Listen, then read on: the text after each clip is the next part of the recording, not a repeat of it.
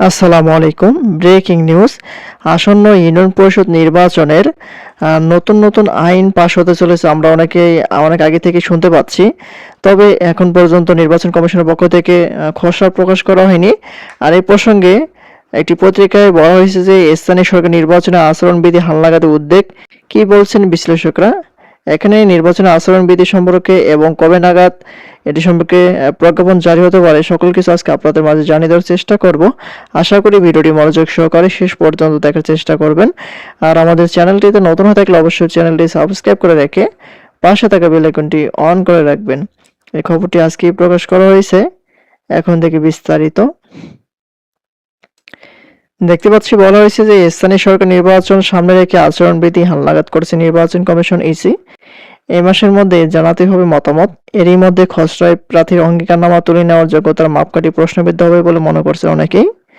তবে কার্যক্রম নিষিদ্ধ আওয়ামী লীগ সংশ্লিষ্টদের নির্বাচন করা ঠেকাতে সন্ত্রাসবিরোধী আইনের সঙ্গে নির্বাচনী আইনের সমন্বয় করার কথা বলছেন বিশেষজ্ঞরা। নির্দলীয় নির্বাচন হওয়ার দলীয় ও ব্যক্তি পর্যায়ে অঙ্গীকারনামার প্রয়োজন নেই বলেও মনে করছেন অনেকেই। আর সব স্তরের স্থানীয় সরকার নির্বাচন সামনে রেখে ভোটের প্রস্তুতি হিসাবে আচরণবিধি হালনাগাদ করেছে নির্বাচন কমিশন। এইসব নির্বাচন দলীয় প্রতীকের পরিবর্তেই হচ্ছে নির্দলীয়। আর এর অংশ হিসাবে 5 স্তরের নির্বাচনের জন্য আলাদা আচরণবিধি খসড়ার বিষয়ে মতামত চেয়েছে ইসি। 30শে জুনের মধ্যে জানাতে হবে এই মতামত। আবার এবারের স্থানীয় সরকার নির্বাচনে দলীয় কিংবা প্রার্থীর অঙ্গীকারনামা থাকছে না, ফলে নির্বাচনে সব দলের সমর্থকদের ব্যক্তি হিসেবে অংশ নেওয়ার সুযোগও থাকছে।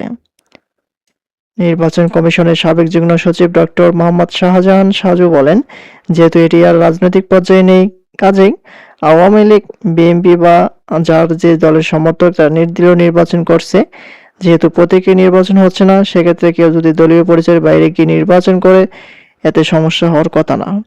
আর এদিকে প্রার্থীর অঙ্গীকারনামার বিধান আচরণবিধিতে না থাকার কার্যক্রম নিষিদ্ধ আওয়ামী লীগের দলীয় পদধারীদের নির্বাচনে অংশ নেওয়ার সুযোগ তৈরি হবে বলছেন বিশেষজ্ঞরা।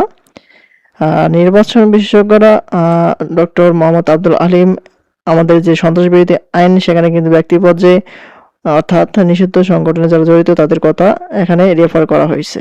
কাজেই এসিকে ওই আইনের সঙ্গে সমন্বয় করার কাজ করা দরকার। অঙ্গীকার করে তখন তার মাথায় ঢোকে যে এটা তাকে মানতে হবে, কাজেই এটা রাখতে পারলে আরো ভালো হয়। আর খসড়া আচরণ বিধিমালায় নির্বাচনের পোস্টার ব্যবহার নিষিদ্ধকে যথাযথ মনে করছেন বিশেষজ্ঞরা।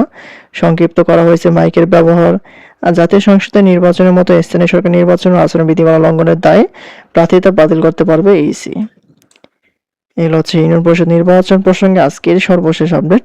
পরবর্তীতে নতুন কোনো আপডেট আসা মাত্র আমাদের চ্যানেলটিতে পেতে অবশ্যই চ্যানেলটি সাবস্ক্রাইব করে রাখবেন। ধন্যবাদ সবাইকে। আসসালামু আলাইকুম।